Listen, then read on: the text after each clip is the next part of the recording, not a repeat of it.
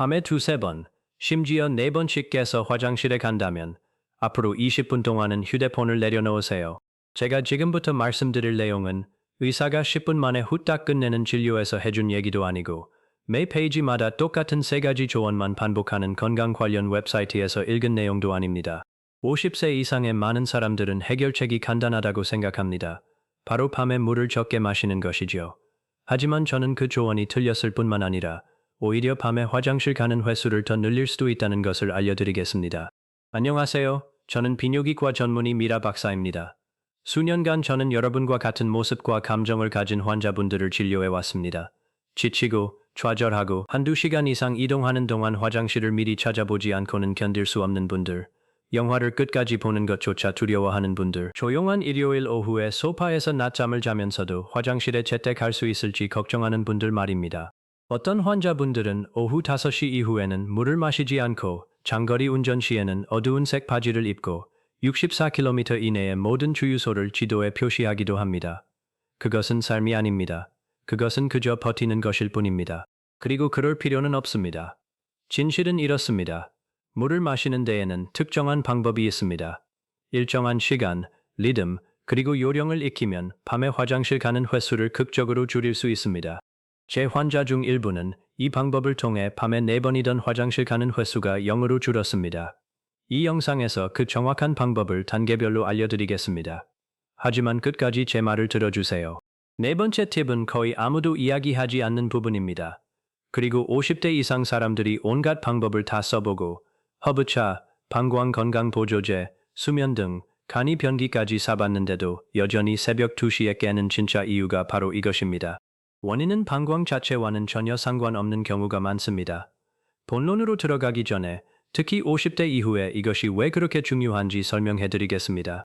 야간요는 의학적으로는 야뇨증이라고 하며 단순히 성가신 불편함 그 이상입니다.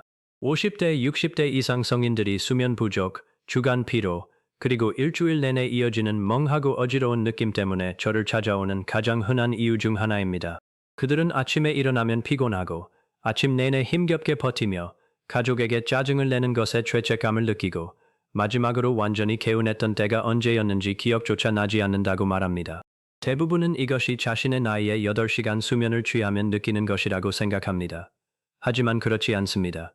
이것은 수면이 제대로 이루어지지 않아 느끼는 것입니다. 결과는 심각합니다. 낙상은 심각한 위험입니다. 반쯤 잠든 발은 어둠 속에서 특히 마룻바닥이나 욕실 깔개 위에서 제대로 움직이지 못하기 때문에 긁히거나 멍드는 일이 흔합니다. 한밤중에 화장실에 가려다 넘어져 고관절이 골절되는 사례는 제가 원치 않는 만큼 자주 목격하며 70세 이후 고관절 골절 회복은 결코 순탄하지 않습니다. 완전히 깨어있는 상태로 운전했던 게 언제였는지 기억조차 나지 않아 다음날 아침 운전은 스트레스가 됩니다. 기분도 나빠지고 만성적인 수면 장애로 혈압이 상승합니다. 이외에도 많은 문제가 있습니다. 따라서 수면 부족은 단순히 편안함의 문제가 아닙니다. 여러분의 안전, 꾸준한 에너지, 독립성, 낮 동안의 기분, 사랑하는 사람들과의 관계, 그리고 솔직히 말해서 전반적인 삶의 질과 직결되는 문제입니다. 다행히 대부분의 경우 이 문제는 해결 가능합니다. 약도, 값비싼 보조제도, 온라인으로 주문해야 하는 어떤 제품도 필요 없습니다. 물을 마시는 방법과 시간, 아주 간단하고 비용도 들지 않는 방법으로 해결할 수 있습니다. 네, 정말 이렇게 간단한데도 해결되지 않는다는 사실이 저를 가장 안타깝게 합니다.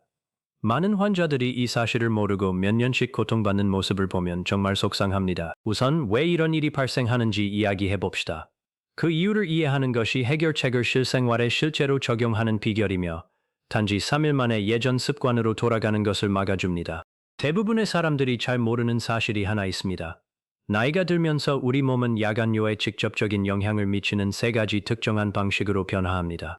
이 3가지 변화를 이해하면 제가 지금부터 알려드릴 해결책이 이론뿐 아니라 실제 몸에서 어떻게 반응하는지를 통해 완벽하게 이해될 것입니다. 첫째, 방광 용량이 변합니다. 방광은 근육인데 신체의 다른 모든 근육처럼 시간이 지남에 따라 점차 늘어나는 탄력성을 잃습니다. 즉, 예전보다 소변을 담을 수 있는 양이 줄어들고 때로는 눈에 띄게 줄어듭니다. 따라서 방광벽이 더 민감해지고 탄력성이 떨어지기 때문에 실제로 가득 차지 않았는데도 소변을 보고 싶다는 신호를 더 빨리 보냅니다. 30세에 자면서 참을 수 있었던 똑같은 양의 소변이 60세에는 잠에서 깨게 만드는 것입니다. 이것은 의지력의 문제가 아니라 방광 조직의 문제이며 다행히도 올바른 생활 리듬을 유지하면 이러한 변화를 미리 막을 수 있습니다. 둘째, 체내 수분 배설 리듬이 변합니다. 젊었을 때는 몸이 낮 동안 수분을 잘 유지하고 서 있거나 걷거나 먹거나 일하거나 책상에 앉아 있는 등 서 있는 자세를 유지할 때 수분을 우선적으로 배출하는 능력이 뛰어났습니다. 하지만 나이가 들면서 이 리듬이 역전될 수 있습니다. 밤에 낮보다 더 많은 수분이 배출되는 것이죠. 이를 야간 단요증이라고 하며 소변을 보기 위해 잠에서 깨는 가장 흔하고 치료 가능한 원인 중 하나입니다. 신장이 수분 배설 활동을 잘못된 시간대로 옮기는 것인데 이는 주로 심박 나트륨 이뇨펩티드 ANP라는 호르몬의 변화와 다리 정맥의 판막 기능이 저하되어 수분이 중력에 의해 위로 유지되는 것을 방해하기 때문입니다. 셋째, 낮에 하는 습관들이 밤에 조용히 영향을 미칩니다. 아침 커피, 오후 차, 저녁 식사 때 마시는 와인 한 잔, 간장을 듬뿍 넣은 짠 점심, 진한 파스타 소스 또는 포장해온 수프 한 그릇. 이 모든 것들이 몇 시간 후, 특히 잠들려고 할 때나 자정 직후에 신장이 수분을 처리하는 방식에 영향을 미칩니다. 원인과 결과의 연결고리는 사람들이 생각하는 것보다 훨씬 더 깁니다. 점심에 무엇을 먹었느냐가 새벽 2시에 잠을 잘 자는지에 영향을 줄 수 있습니다. 자, 이제 중요한 부분입니다. 대부분의 사람들은 저녁에 물 마시는 양을 줄이는 것으로 이 문제를 해결하려고 하는데 저는 그 논리를 충분히 이해합니다. 물을 적게 마시면 화장실에 가고 싶은 욕구도 줄어들겠죠? 하지만 우리 몸은 실제로 그렇게 작동하지 않습니다. 그리고 50세 이상의 많은 분들, 특히 제 초기 환자들 중 상당수가 바로 이 부분에서 오해하고 있었습니다. 제가 진료실에서 매주 가장 많이 접하는 실수 4가지를 바로잡아 드리겠습니다. 첫 번째 실수, 저녁에 물 섭취량을 급격히 줄이는 것. 전체적으로 물을 너무 적게 마시면 소변이 농축됩니다. 농축된 소변은 방광 내벽을 더 자극하는데 오히려 자극이 줄어드는 것이 아닙니다. 이러한 자극은 방광이 실제로 가득 차지 않았는데도 소변이 마려운 느낌을 유발할 수 있습니다. 따라서 저녁이나 심지어 하루 종일 물 섭취량을 너무 급격하게 줄이면 오히려 역효과를 내어 소변을 더 자주 보게 될 수 있습니다. 실제로 저녁 6시 이후에 물 섭취를 줄이라는 조언을 따른 환자들이 밤에 화장실에 가는 횟수가 2배로 늘어난 사례를 본 적이 있습니다. 두 번째 실수. 하루 종일 물을 거의 마시지 않고 저녁에 몰아서 마시는 것. 특히 바쁜 직장 생활 때문에 물 마시는 것을 잊어버리고 저녁 6시쯤에야 아침 이후 물 한 잔도 마시지 않았다는 사실을 깨닫는 사람들에게서 흔히 나타나는 실수입니다. 그래서 자기 전에 한꺼번에 많은 양의 물을 벌컥벌컥 마시려고 애씁니다. 하지만 이렇게 한 번에 많은 양을 마시는 것은 12시간에 걸쳐 조금씩 마시는 것과는 완전히 다르기 때문에 한밤중에 새벽 2시에 그리고 새벽 4시에 또다시 소변이 마려워 잠에서 깨게 될 가능성이 매우 높습니다. 방광은 당신이 의식하지 못하는 사이에 그 차이를 감지합니다. 세 번째 실수. 숨겨진 수분과 나트륨을 고려하지 않는 것. 수프, 과일, 아이스크림, 빵, 치즈, 가공육, 파스타에 얹은 무해해 보이는 소스, 심지어 샐러드 드레싱까지. 나트륨은 혈액으로 수분을 끌어들이고 신장은 그 수분을 몇 시간 동안 처리해야 합니다. 저녁 식사 때 짠 음식을 많이 먹었다면 몸이 그 과도한 수분을 처리하는 시간이 언제일까요? 바로 새벽 3시쯤 잠자는 동안 방광이 조용히 채워지고 신장이 6시간 전에 섭취한 음식을 처리하느라 과부하가 걸린 동안입니다. 네 번째 실수이자 가장 큰 실수는 바로 양보다 마시는 시간입니다. 대부분의 사람들은 물을 얼마나 마시는지만 언제 마시는지는 생각하지 않습니다. 이 작은 변화, 즉 얼마나 마시는가에서 언제 마시는가로 생각을 바꾸는 것이 제가 앞으로 여러분께 가르쳐드릴 모든 것의 핵심입니다. 저는 환자들이 물의 양에만 집중하다가 몇 주 만에 효과를 보는 것을 여러 번 목격했습니다. 좋은 날과 나쁜 날의 총 물 섭취량은 크게 차이가 나지 않았습니다. 진짜 차이는 언제, 그리고 누구와 함께 마시느냐에 있었습니다. 자, 이제 하지 말아야 할 것을 알았으니 정확히 무엇을 해야 할지 알아보겠습니다. 5가지 간단한 규칙으로 나누어 설명해 드릴게요. 이 규칙들을 잘 숙지해 주시면 좋겠습니다. 왜냐하면 이 5가지 규칙이 모여 단순한 팁 목록이 아니라 완벽한 일상 리듬을 만들어주기 때문입니다. 첫 번째 규칙, 수분 섭취는 아침에 집중하세요. 하루 권장량의 70-80%를 기상 직후부터 오후 4-5시 사이에 마시는 것을 목표로 하세요. 왜 하필 이 시간대일까요? 우리 몸은 잠들기 전에 수분을 처리하고 체내로 순환시키는데 몇 시간이 필요하기 때문입니다. 오후 중반까지 충분히 수분을 섭취하면 저녁에 몸이 수분을 보충하느라 허둥대지 않고 잠자리에 드는 순간 배출되는 과도한 수분도 방지할 수 있습니다. 몸이 하루 종일 서 있는 자세로 수분을 처리하고 중력의 도움을 받아 수분이 다리로 통해 순환계로 천천히 이동하도록 하는 것입니다. 실생활에서 실천하기 쉬운 방법은 다음과 같습니다. 주방 조리대에 물병이나 표시가 된 유리잔을 놓아두세요. 아침에 커피를 담아 마시고 점심때 다시 채우고 오후에도 또 채우세요. 저녁 식사 시간이 되면 이미 필요한 수분을 충분히 섭취한 상태일 것이고 더 이상 목이 마르거나 급하게 물을 마시고 싶은 충동을 느끼지 않을 것입니다. 저녁 식사 시간에도 물을 마실 수는 있지만 한 번에 많은 양을 마시는 습관은 이미 지나갔을 것입니다. 하루를 주방 수도꼭지에 비유해 보세요. 아침에는 수도꼭지를 완전히 틀어놓습니다. 늦은 오후에는 물방울이 똑똑 떨어지는 정도로 줄입니다. 잠자리에 들기 2시간 전에는 조금씩 마시는 정도로 더 줄입니다. 불을 끄고 잠자리에 들 때는 수도꼭지를 거의 다 닫은 상태입니다. 이러한 비유만으로도 많은 환자들에게 도움이 됩니다. 두 번째 규칙. 2시간 전부터 서서히 수분 섭취량을 줄이세요. 잠자리에 들기 약 2시간 전부터 수분 섭취를 서서히 줄여나가세요. 완전히 끊으라는 뜻은 아닙니다. 목이 마르거나 저녁에 약을 복용해야 하는 경우라면 조금씩 마시는 것은 괜찮습니다. 하지만 물 한 잔, 차 한 잔, 따뜻한 우유 한 잔, 또는 수프 한 그릇을 한꺼번에 마시는 것은 좋지 않습니다. 마치 수도꼭지를 세게 잠그는 것이 아니라 천천히 부드럽게 잠그는 것처럼 생각하세요. 우리 몸은 갑작스러운 변화보다는 점진적인 변화에 훨씬 더 잘 반응합니다. 방광도 마찬가지로 생체 리듬을 가지고 있으므로 이를 거스르기보다는 맞춰주는 것이 좋습니다. 세 번째 규칙, 숨겨진 이뇨제를 조심하세요.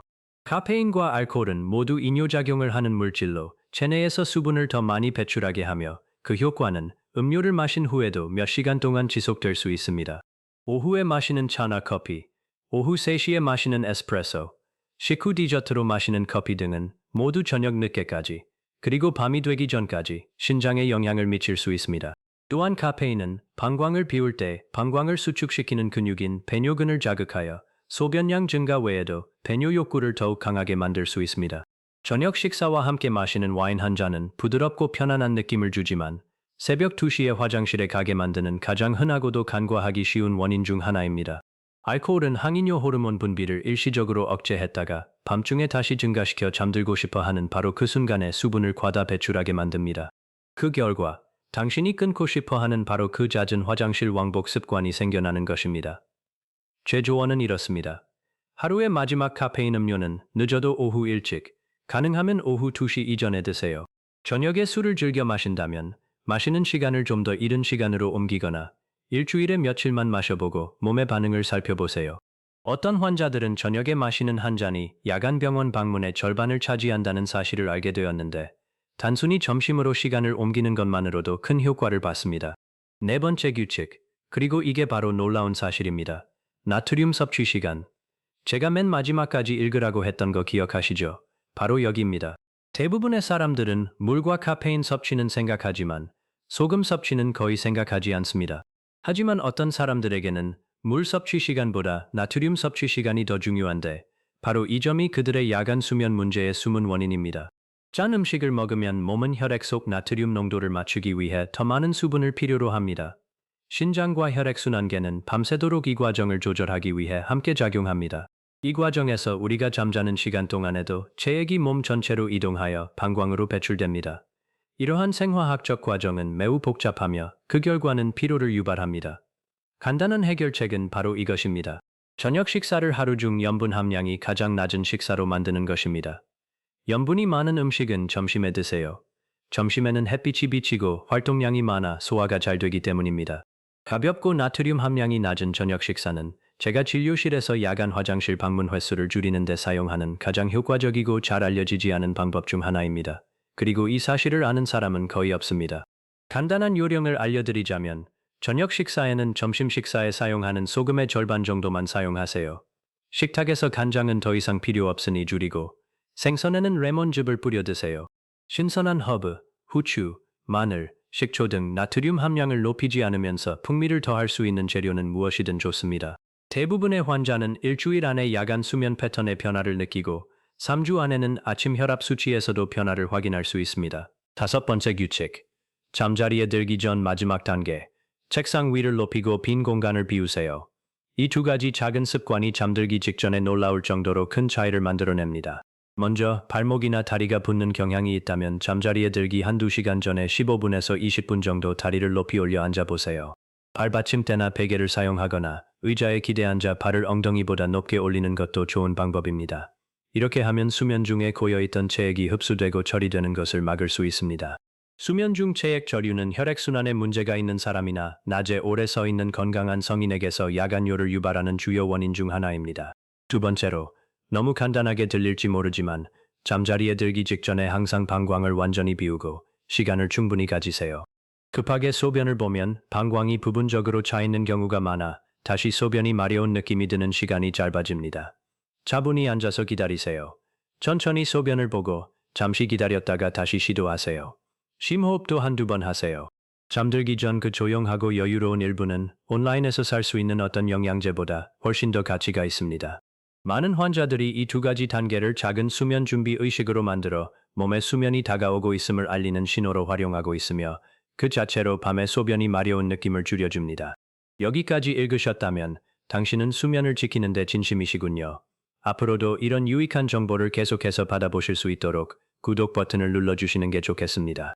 많은 분들이 이런 영상을 보고 구독 버튼을 누르지 않으시는데 그러면 앞으로 당신이나 가족, 배우자를 위해 꼭 필요한 건강 정보를 놓치게 됩니다. 이 영상이 도움이 되었다면 구독 버튼을 눌러주세요. 무료이며 앞으로도 이처럼 명확하고 실용적인 정보를 계속해서 받아보실 수 있습니다. 이제 이것이 실제 하루 일과에서 어떻게 진행되는지 단계별로 설명해 드리겠습니다. 그러면 단순히 듣는 것에 그치지 않고 직접 하는 모습을 상상할 수 있을 것입니다. 아침, 커피, 뉴스, 그 외 모든 것을 하기 전에 물 한 잔으로 하루를 시작하세요.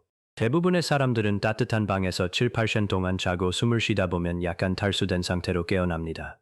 이렇게 하루를 시작하면 하루 전체의 컨디션을 좌우합니다. 오전 중반부터 이른 오후까지가 수분 섭취의 주요 시간대입니다. 꾸준히 조금씩 마시세요. 물, 탄산수, 허브차 등 좋아하는 음료라면 무엇이든 좋습니다. 하루 권장 수분 섭취량의 대부분을 오후 중반까지 채우는 것을 목표로 하세요. 친구들과 레스토랑에서 푸짐한 점심 식사를 하는 것처럼 염분이 많거나 양이 많은 식사를 할 예정이라면 점심시간이 적합합니다. 늦은 오후, 카페인이 함유된 음료를 마실 예정이라면 이 시간이 현실적인 마지막 시간대입니다. 오후 2시 이후에는 카페인이 생각보다 훨씬 오랫동안 체내에 남아 밤늦게까지 방광에 영향을 미칩니다. 저녁 식사, 나트륨 섭취량을 줄이세요. 수프와 소스는 조금 덜 넣으세요. 소금 대신 레몬즙이나 신선한 허브를 넣어 간을 맞추세요. 잠자기 2시간 전부터는 수분 섭취를 점차 줄이세요. 편안함을 느끼거나 약을 복용할 때만 아주 조금씩 마시세요. 자기 전에 다리가 부었다면 10분이라도 다리를 높이 올려주세요. 그런 다음 소변을 완전히 보고 천천히 하세요. 완벽함이 중요한 게 아닙니다. 리듬이 중요한 거죠. 이 5가지 규칙 중 3-4가지만 꾸준히 지켜도 1-2주 안에 큰 변화를 느낄 수 있습니다. 제 환자들 중 많은 분들이 3-4일째 되는 날 밤에 변화를 경험합니다. 밤에 잠자리에 드는 횟수가 4번에서 2번으로 줄어드는 것만으로도 대단한 성과이고 2번에서 1번도 들지 않게 되는 건 훨씬 더 좋은 결과입니다. 실제로 많은 분들이 그 목표를 달성합니다. 한 가지 솔직하게 말씀드리고 싶은 점이 있습니다. 어떤 사람들에게는 야간뇨가 단순히 수분과 염분 섭취 습관의 문제만은 아닙니다. 혈당 변화, 이뇨제나 일부 혈압약 복용, 남성의 경우 전립선 문제, 여성의 경우 골반적인 문제, 심지어 수면 무호흡증과도 관련될 수 있습니다. 수면 무호흡증은 누운 순간 다리에 고여있던 체액이 혈액으로 다시 들어가게 하여 야간뇨를 유발할 수 있습니다. 만약 2-3주 동안 수분과 염분 섭취 습관을 조절했는데도 여전히 밤에 여러 번 깨는 경우가 많다면 담당 의사와 심도 있는 상담을 해보는 것이 좋습니다. 반드시 문제가 있다는 뜻은 아니지만 당신의 상황에 맞는 다른 원인이 있을 수 있고 추측이 아닌 정확한 진단을 받을 자격이 있기 때문입니다. 억습관 이야기가 나온 김에 걷기에 대해 간단히 말씀드리겠습니다. 하루에 2번, 10분에서 15분씩이라도 꾸준히 가볍게 걷는 것은 혈액순환, 방광 기능, 그리고 수면에 도움이 됩니다. 걷기만으로 야간뇨가 완치되는 것은 아니지만 앞서 언급한 5가지 규칙과 함께 실천하면 부분적인 개선과 완전한 개선의 차이를 만들어낼 수 있습니다. 저녁에 종아리와 엉덩이를 가볍게 스트레칭하는 것도 마찬가지입니다. 낮 동안 다리와 혈액순환에 도움이 되는 모든 활동은 중력과 체액 균형이 밀접하게 연결되어 있기 때문에 밤에도 방광 건강에 도움이 되는 경향이 있습니다. 마지막으로 거의 매주 받는 질문 하나 더 드리고 싶은 게 있습니다.